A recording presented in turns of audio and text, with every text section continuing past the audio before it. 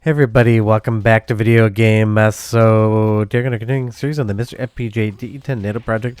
More specifically, in this instance, Jotego's work in progress Capcom CPS III arcade core. That is because on Sunday it updated again, and now we have Street Fighter III Second Impact available on the core as well. And considering the entire arcade board only has 6 games, or technically 3, just depending on how you want to look at it, we're basically getting to the point in time where there's only a few games left unplayable. And even though this is still in beta, glitches will occur, and I'm leaving them in the video so you guys know exactly how it's currently operating. It is highly impressive it even works this well so early, and it's definitely going to get buttoned up, I'm sure 100% like Jotego's other cores, Capcom CPS and CPS II included.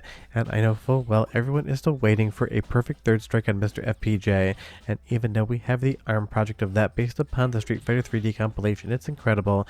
Having CPS III implementation will be great not only for casual play with friends, but also for tournament usage in the future. Before we get too far involved though, do me a huge favor down below, hit like and subscribe, ring that notification bell, definitely helps us out. And if you feel so inclined and want to support the channel, I got a Patreon link down below as well. But if you haven't watched some of my previous Capcom CPS 3 videos, I will tell you right now, I sold my hardware maybe 2 years ago, because I didn't plug it in all that often, and even though most of it was modded, it is still a very temperamental system that is prone to breaking basically anytime you don't look at it the right way and whisper sweet nothings into its actual JAMA port. It is a really fun piece of hardware that had a lot of 2D capabilities, but I just don't find myself playing the games all that often, because wiring it up I'd play for 20 minutes then put it back in the closet. So having something like a Capcom CPS 3 core from Jotego is going to be something that is absolutely huge for the future of MiSTer FPGA and for the games on the platform. And this is honestly foundationally standing on the shoulders of some other work out there as well, because the Hitachi SH2 CPU inside of a Capcom CPS 3 is also code that was done by SRG320 on the Sega Saturn side of things, the 32X, and now the Psycho SH2 arcade board as well. So suddenly Hitachi SH2 stuff is blowing up on MiSTer FPGA like the last 18 months, and I absolutely love to see it. Now, one thing that Jotego did mention in his Patreon notes that currently isn't implemented is 16:9 support for Second Impact. That is because this game by default can support widescreen aspect ratios, and interestingly, it is the only game on Capcom CPS 3 that allows for it. Red Earth does not, the other 2 Street Fighter games don't, neither of the Jojos do either. And it's one of those interesting things. I think this game absolutely looks incredible in 16:9, and I would love modders to somehow go into Third Strike and be able to get that game into widescreen as well, because I think it would just look stunning. But the one nice thing is, a lot of the graphical issues have been buttoned up. Sure, there's that little bit of line of garbage at the top, but otherwise, everything's working well until it stops working well, but it's kind of a really funny glitch. And again, this is not finished, so it's not like it's going to be a problem in the future. These are all still for testing and for beta, so it's fun to experiment around with them. And I will say personally, my favorite background in the entirety of the game. Let's go into another match here. You'll see again, I could have cropped out that little bit of garbage pixel at the top, but I'd like you guys to see exactly what it is I would experience if I play it. And big thanks to Kilter Music for helping with the capture on this one as well. He captured it on Sunday for me, and I played a little bit before I did the voiceover, but I had a very busy weekend just leading up to the holiday, because we always have a really big July 4th party at our house, and there's definitely been a lot of prep for that. But everything here again, if I took a screenshot and told you it was Capcom CPS 3 hardware and just cropped out those pixels at the top, you'd be hard pressed to really actually believe that it was anything other than real hardware, or at least really good emulation, something like Final Burn Neo. And that is always the goal of projects like this. When they are done, you stop thinking about how you're playing them and just start sitting down and having fun with the overall experience. And that is where the other Capcom CPS cores are. I don't think about the fact that I'm playing CPS 2 and FPGA, I just think about the fact that I'm playing a really fun game. And when people ask about the best emulators for retro games, I always point to FPGA as an option, but for some strange reasons the sprites went missing, leading into one of the hardest and most hilarious fights maybe in the history of Second Impact. It's one of those things that's not done, it's not promised to be done, but it is fun all the same. But for soundtrack sample, I'll be right back with a bit more. Round 1. Fight!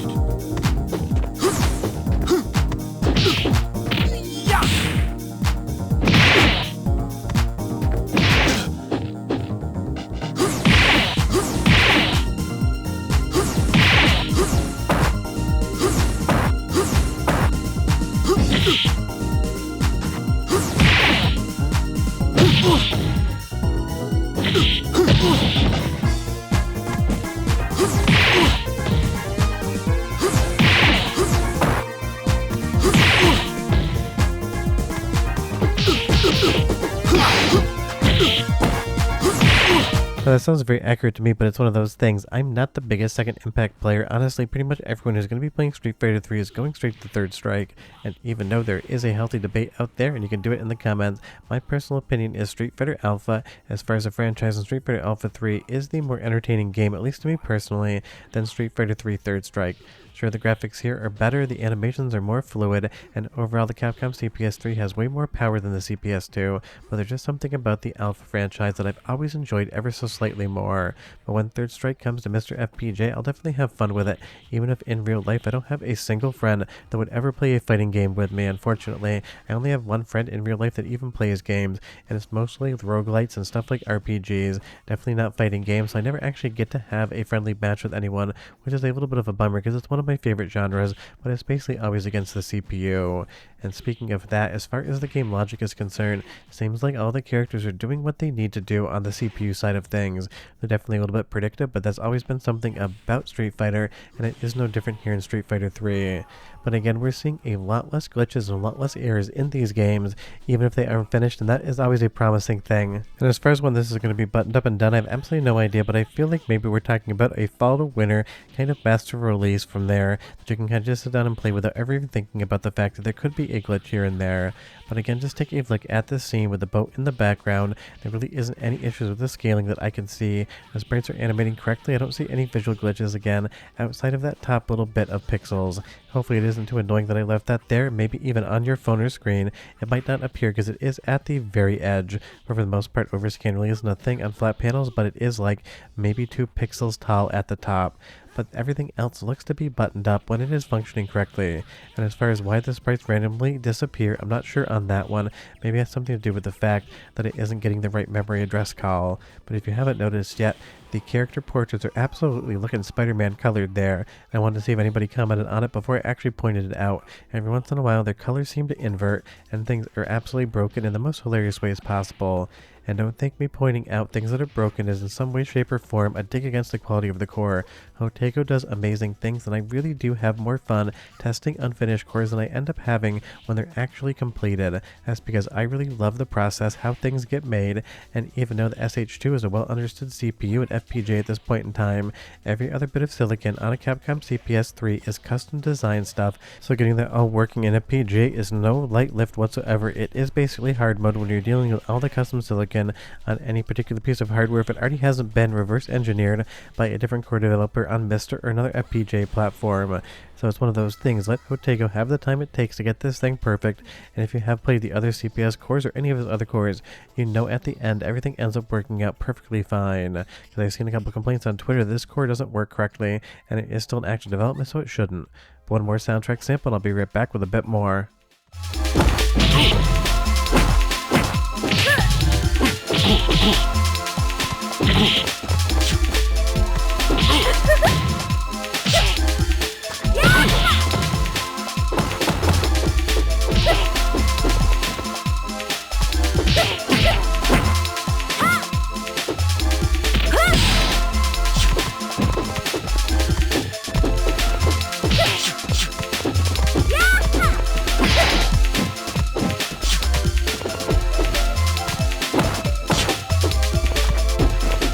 I mean, the audio seems to be pretty close to me, but you leave me a comment down below and you tell me what you think. But if you are a member of Jotego's beta Patreon right now, you can go ahead and play the original Street Fighter as well as Second Impact. You can play Red Earth and you can play Jojo's Venture. The only things outstanding right now that can't be played currently are Jojo's Bizarre Adventure and Street Fighter 3 Third Strike. And I am sure those will come soon, and then it'll basically go into the bug fixing stage, buttoning everything up for that official release when it leaves the Patreon status and goes generally to update all, because that's where all these cores end up in the future. So if you're not playing with them and testing them now, maybe in 6 months or so you'll be able to just hit update all and everything will come down for you as far as the cores and RBF files.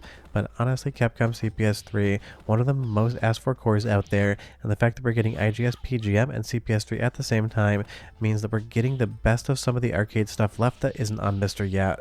But short of that, we're done. If you have any questions or comments, leave them down below. And if you have been testing the core, I'd love to hear your thoughts. But short of that, we're done. I wish I could pet the dog in the background, and I'll see you guys next time. Bye-bye.